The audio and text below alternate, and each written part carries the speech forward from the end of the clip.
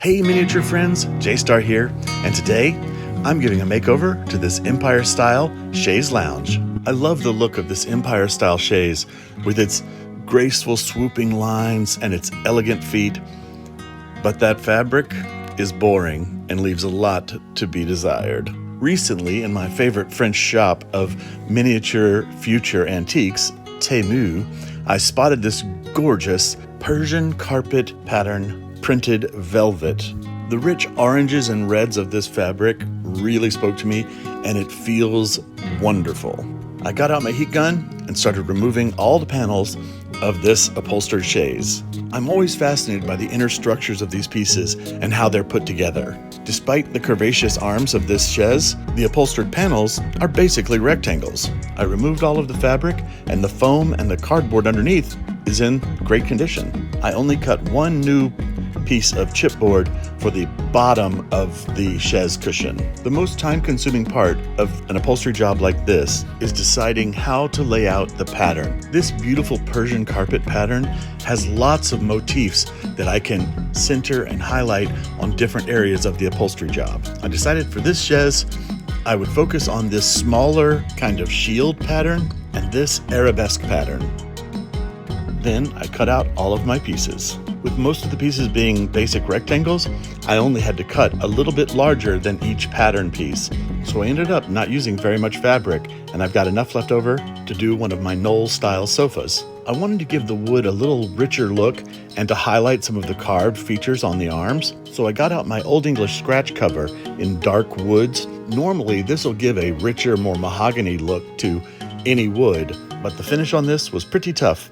So I ended up lightly sanding some areas to let the Old English soak in and give a richer look, and I brought out my black alcohol ink to highlight the carved areas on the arms. To actually apply the fabric to the foam and cardboard, I spray it with spray adhesive. To make this easier, I support the fabric with note cards while I spray on the glue. Once all of the upholstery panels were covered with fabric, I turned my attentions to a tassel. I want to make a custom tassel for the end of the bolster. I pull out embroidery threads of all the colors of the fabric. Typically when I make a tassel, I have 2 dark shades, 2 medium shades, and 2 light shades. I cut the embroidery thread into 2-inch strips.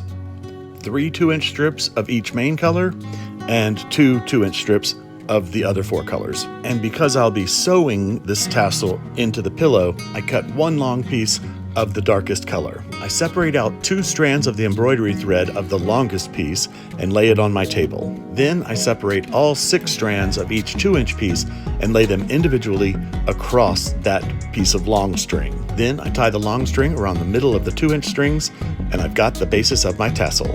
I slide a cone-shaped bead cap down the threads to the top of the tassel. I put a couple drops of super glue gel inside the cone, and then I pull the tassel into the bead cap.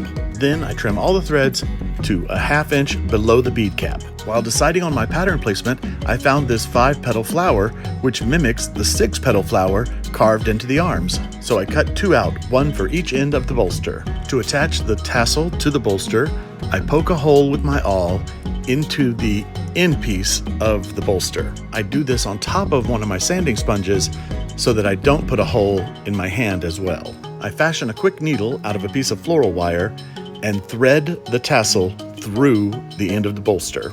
I tie it off on the back with a couple knots, and then I'm ready to glue the panels onto the ends of my bolster. I should mention here, I did add a few brass beads to lengthen the top of the tassel and to give it a little more design. Unfortunately, I forgot to take pictures of the chaise lounge upholstery without the trim, but I was going so well, I just kept going and then realized after I had finished that I hadn't taken the photos. But here you can see, I added the twisted cord trim all around the upholstery and the cushion.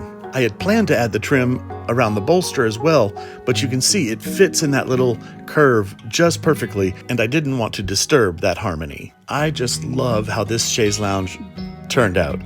I think it is gorgeous, and as my friend Amy said, exotic and elegant.